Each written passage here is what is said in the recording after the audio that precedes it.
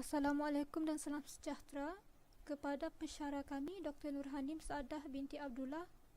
Saya Nurul Rehan Sabrina binti Muhammad Zaidi, nombor kad matrik DB180196, akan membentangkan projek berkumpulan kami, iaitu House Renovation. Saya akan membentangkan tentang latar belakang projek, objektif projek, prosedur projek, spesifikasi projek termasuklah penambahbaikan, penyelenggaraan, keselamatan pengguna, kos penambahbaikan, rancangan penjadualan atau Gantt chart, dan appendix. Baiklah, saya akan membentangkan latar belakang projek. Pada mulanya, projek yang diberikan kepada kami adalah untuk menambah baik kawasan di sekeliling THM. Maka, kami telah memilih kawasan Tasik G3 yang mempunyai masalah pencahayaan dan bercadang untuk menambahkan lampu di kawasan itu. Namun, kami menghadapi kekangan apabila negara telah dilanda wabak dan terpaksa menjalani perintah kawalan pergerakan PKP. Maka, atas cadangan dari rakan-rakan kami sendiri, projek kami telah diberikan penamaan semula, iaitu kami dikehendaki untuk menambah baik struktur rumah yang sedia ada. Untuk projek ini, kami telah memilih rumah salah seorang dari kumpulan kami untuk ditambah baik. Rumah akan ditambah baik dari segi plan rumah, litar skematik, dan litar pendawaian. Objektif projek ini adalah untuk, pertama, mengaplikasikan pengetahuan dalam mereka bentuk semula plan rumah dan pendawaian rumah. Kami telah mengaplikasikan pengetahuan yang telah dipelajari dalam kelas untuk menyiapkan projek ini. Kedua, adalah untuk kemudahan dan keselesaan pada penghuni rumah. Rumah yang ditambah baik ini diharapkan dapat direalisasikan untuk memudahkan penghuni rumah menjalani kehidupan seharian. Malah, mereka juga dapat hidup dengan selesa. Ketiga, dengan projek ini, kami dapat menguji kefahaman dan keupayaan kami. Pelajar perlu mengaplikasikan ilmu yang telah diajarkan dalam kelas kursus lukisan elektrik dan elektronik EKAT. Kami telah melakar plan rumah dan pendawaian mengikut langkah-langkah yang telah dipelajari sebelum ini. Meningkatkan daya kreativiti. Rumah yang ada dinilai semula untuk mencari kelemahan-kelemahan yang terdapat pada setiap ruang. Masalah ruang yang sempit, ketiadaan ruang bilik yang diperlukan, ruang tidak selesa, dan kekurangan kemudahan elektrikal dapat diatasi dengan menggunakan imajinasi para pelajar. Untuk prosedur projek ini dimulakan dengan penamaan semula tajuk projek. Sekiranya cadangan ini diterima penyelaras, maka kami akan meneruskan dengan tajuk baharu. Sekiranya tidak, kami akan memilih tajuk yang lain untuk dijadikan sebagai tajuk projek kami. Sekiranya ya, kami akan melakukan lakaran rumah dan lakaran pendawaian. Kemudian, kami akan melakukan penambahbaikan plan rumah dan pendawaian. Sekiranya ada berlaku kesilapan pada lakaran, kami perlu melakukan penambahbaikan semula. Sekiranya tidak apa-apa masalah, kami akan teruskan dengan melakukan litar skematik berdasarkan pendawaian elektrik rumah. Spesifikasi projek. Penambahbaikan projek yang ditambah adalah struktur dapur yang diubah menjadi ruang makan. Bahagian belakang rumah ditambah untuk menempatkan ruang dapur, bilik dobi, dan bilik stor. Penambahbaikan komponen elektrik termasuklah penambahan kipas siling, switch, lampu, dan soket. Penyelenggaraan projek. Kerusakan yang biasa berlaku antaranya adalah litar pintas. Litar pintas ini berlaku apabila berlakunya pencantuman di antara pengalir fasa dengan neutral. Masalah ini dapat dikesan apabila MCB atau fuse terpelantik sejurus saja apabila litar sambungan ini digunakan.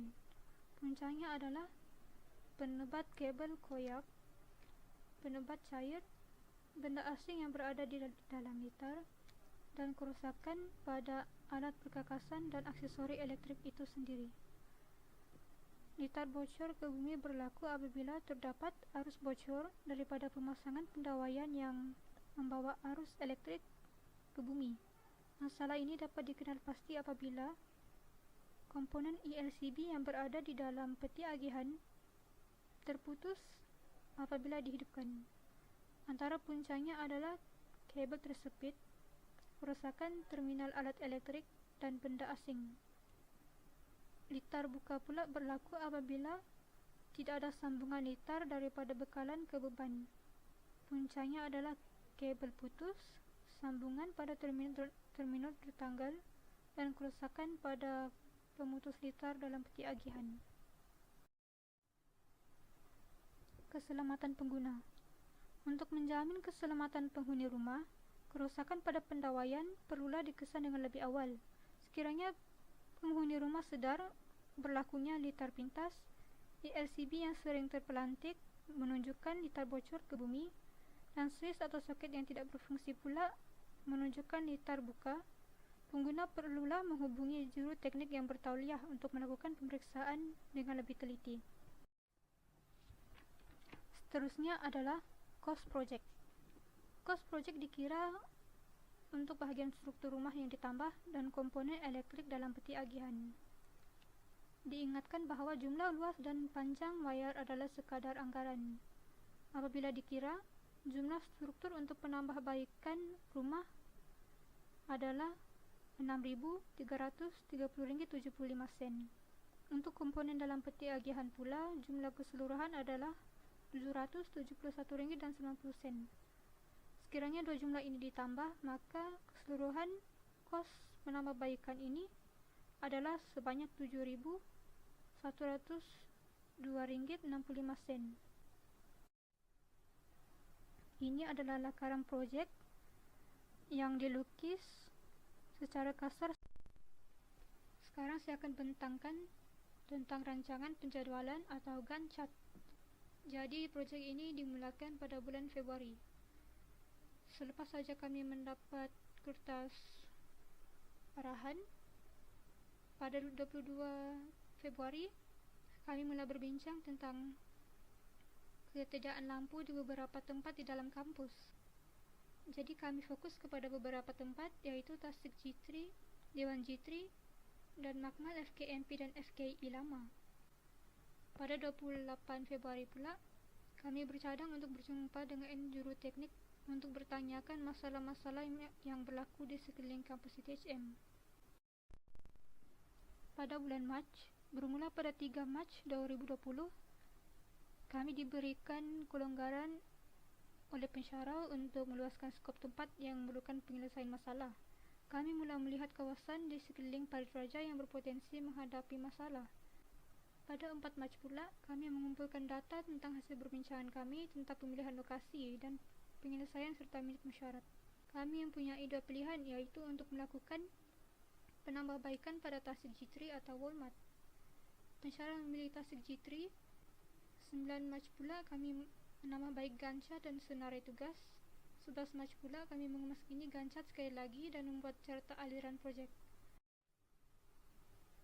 Pada bulan April, yaitu pada 15 hari bulan April, berlaku sedikit perubahan pada tajuk projek kerana kekangan dari pelaksanaan PKP. Kami dikehendaki untuk menambah baik atau renovate rumah kami dari segi plan rumah dan pentawaian. 19 April, kami telah melakukan pemilihan rumah antara kami untuk dijadikan model sebagai projek renovation rumah. 22 April pula, lakaran rumah asal dan cadangan penambahbaikan pada rumah dari segi plan rumah dan pentawaian telah disiapkan dan dihantar kepada pensyarah. Pada bulan Mei, yaitu pada 7 hari bulan Mei, lukisan asal pelan dan pendawaian rumah dilukis di dalam perisian AutoCAD selepas lakaran kasar itu difinaliskan. Pada 14 Mei pula, plan yang sedia ada ditambah baik dengan melakukan proses renovation khayalan. Pendawaian juga ditambah baik untuk mematuhi peraturan Suruhanjaya Elektrik. 15 Mei, bincangan dengan ahli kumpulan sekiranya terdapat apa-apa perubahan yang perlu dilakukan. Bulan Jun pula adalah bulan yang paling kritikal kerana pada bulan ini kami perlu menghantar projek dan report. Jadi pada 10 Jun, kami telah melakukan pecutan penyiapan laporan dan laporan perlu siap 95%. Pada 11 Jun pula, penambahbaikan laporan, dan pada 12 Jun pula kami berbincang tentang video dan infografik. Elemen-elemen yang perlu ada dalam video dan infografik dibincangkan dan tugas masing-masing juga telah diberikan. Seterusnya saya akan membentangkan tentang appendix. Appendix ini adalah data mentah yang dikumpulkan untuk menjadi rujukan kepada pengiraan kos penambahbaikan rumah. Harga-harga bahan mentah dan komponen elektronik dirujuk untuk mendapatkan anggaran kos yang lebih realistik. Sekiranya kita lihat di sini, Appendix A adalah untuk cost renovation, Appendix B adalah untuk kos komponen electrical, dan Appendix C adalah untuk kos peti agihan dan komponen-komponen dalam peti agihan. Diingatkan bahawa nilai-nilai harga yang digunakan untuk mengira kos penambahbaikan projek mungkin berubah-ubah mengikut masa.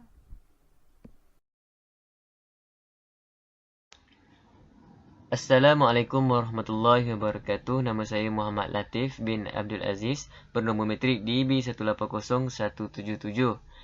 Hari ini saya akan menyampaikan tentang pengenalan projek, penyataan masalah projek, spesifikasi projek dari segi kebolehanfungsian projek, jangka hayat projek, seterusnya lakaran dan lukisan, dan akhir sekali kesimpulan.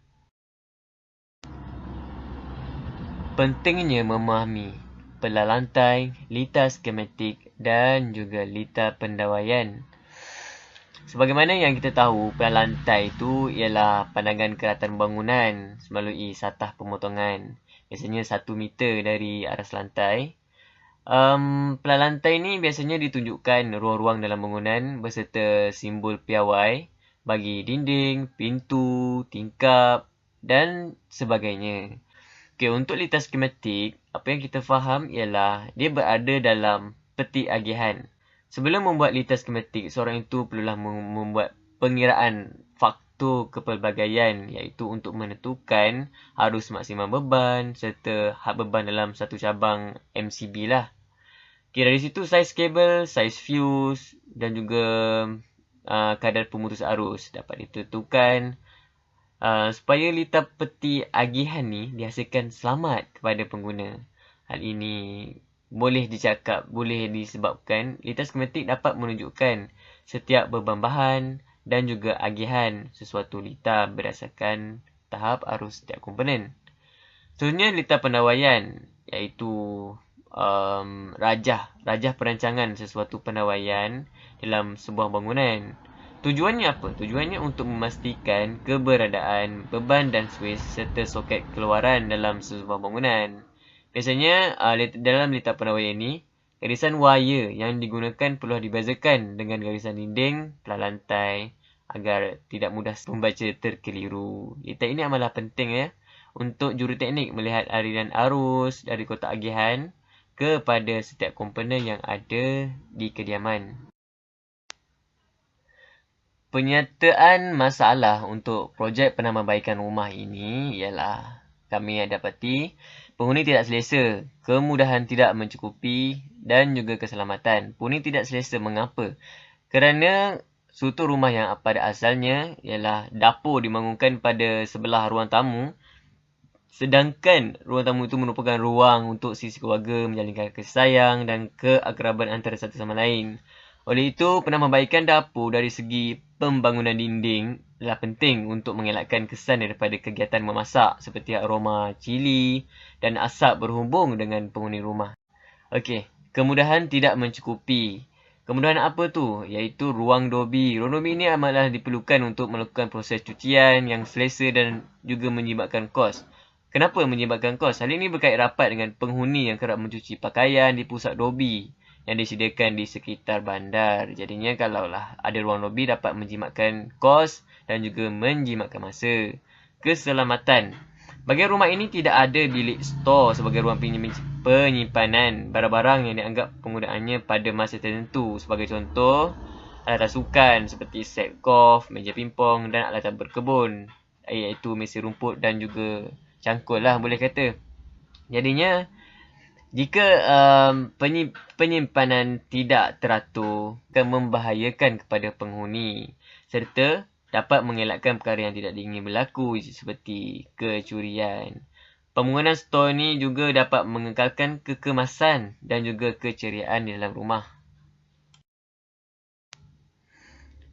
Seterusnya ialah spesifikasi projek dari segi kebolehfungsian projek. Setiap projek yang pada zahirnya sudah siap dipasang akan melalui proses pengujian bagi menentukan kebolehfungsian projek ini. Tujuan utama pengujian ini adalah dijalankan untuk memastikan bahawa suatu pemasangan itu dilaksanakan dengan sempurna dan juga selamatlah selaras dengan kehendak undang-undang dan peraturan seperti Peraturan Keselamatan 1994, Akta Bekalan Elektrik 1990 dan juga Peraturan Suruhanjaya Tenaga.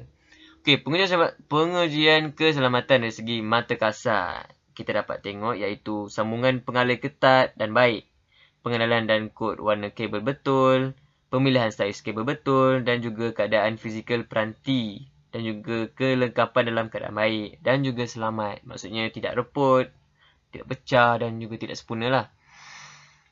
Okey, biasanya kebolehfungsian ini juga melibatkan peralatan seperti meter pelbagai, penguji rintangan penebatan, penguji rintangan bumi dan juga loop tester lah. Pengujian litar mati. Apakah maksud itu? Iaitu ujian keterusan pengalir litar akhir gelang, ujian keterusan pengalir pelindung, ujian penambatan, ujian kekutuban. Ujian-ujian ini perlulah dilakukan untuk memastikan kebolehfungsian projek. Okey, seterusnya ialah jangka hayat projek iaitu permulaan, rancangan, pelaksanaan dan juga penutupan.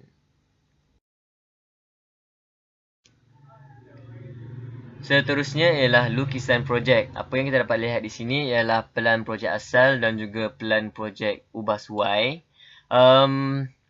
Komponen elektrik yang ditambah dalam projek ini ialah kipas siling, lampu pindah floor di dinding, lampu filamin, soket keluaran 13 ampere, peti agihan, suis sehala dan juga lampu pindah floor. Okey, untuk struktur rumah yang telah ditambah iaitu ruang makan, bilik dobi dan juga bilik store. Manakala bilik dapur pula, manakala dapur pula diubah suai dengan menambahkan dinding. Seterusnya ialah litar skematik asal dan juga litar pendawaian asal. Apa yang kita dapat lihat di sini, litar skematik asal menggunakan 1 litar akhir lampu dan juga 1, 2, 3. 3 litar akhir kuasa. Yang di mana litar skematik ini berada dalam satu peti agihan. Manakala litar pendawaian asal pula dapat lihat di sini sama juga, kita pakai satu peti agihan. Setiap komponen disambungkan dengan MCB yang sesuai. Seterusnya litar skematik ubah suai yang terbahagi kepada litar akhir lampu dan juga litar akhir kuasa. Hal ini kerana terdapat 2 peti agihan yang telah ditambah baik. Litar pendawaian ubah suai yang juga terbagi kepada 2 iaitu litar lampu dan juga litar kuasa. Bagaimana yang kita dapat lihat di sini, setiap MCB dialirkan kepada setiap komponen yang sesuai. Sebagaimana kita tengok lampu, kipas dan sebagainya disambung dengan MCB yang sesuai serta soket dan juga SAK 13 ampere dan juga SAK 15 ampere disambung dengan MCB yang sesuai. Okey, kita sudah sampai di penghujungnya. Alhamdulillah kami telah menjayakan tugasan ini. Kami sebagai pelajar Universiti Tun Hussein Malaysia sangat bertuah untuk mempelajari suatu benda yang baru dalam hidup kami sebagai penuntut ilmu ni. Ilmu ataupun proses melakar lukisan pelan lantai, lukisan skematik dan juga lukisan pendawaian ni amatlah berguna di masa hadapan. Kerana ilmu ini dapat dipraktikkan di alam pekerjaan di mana akan memudahkanlah kerja-kerja yang melibatkan perkara ni. Ilmu ni juga boleh diajar kepada orang luar sana yang memerlukan di bidang arkitek ataupun kejuruteraan. Dan saya ambil kesempatan untuk mengucapkan ribuan terima kasih kerana tunjuk ajar pensyarah kami iaitu Dr. Nurhanim Saadah binti Abdullah yang amat baik dan tak jemu mencurahkan ilmu beliau melalui tugasan ni. Kemahiran untuk melakar lukisan pelan lantai ni, lukisan skematik, lukisan pendawaian ni merupakan kemahiran yang penting lah dalam menjadi seseorang yang akan kelak bekerja dalam bidang pembinaan dan juga arkitek. Okey, sampai jumpa lagi. Assalamualaikum.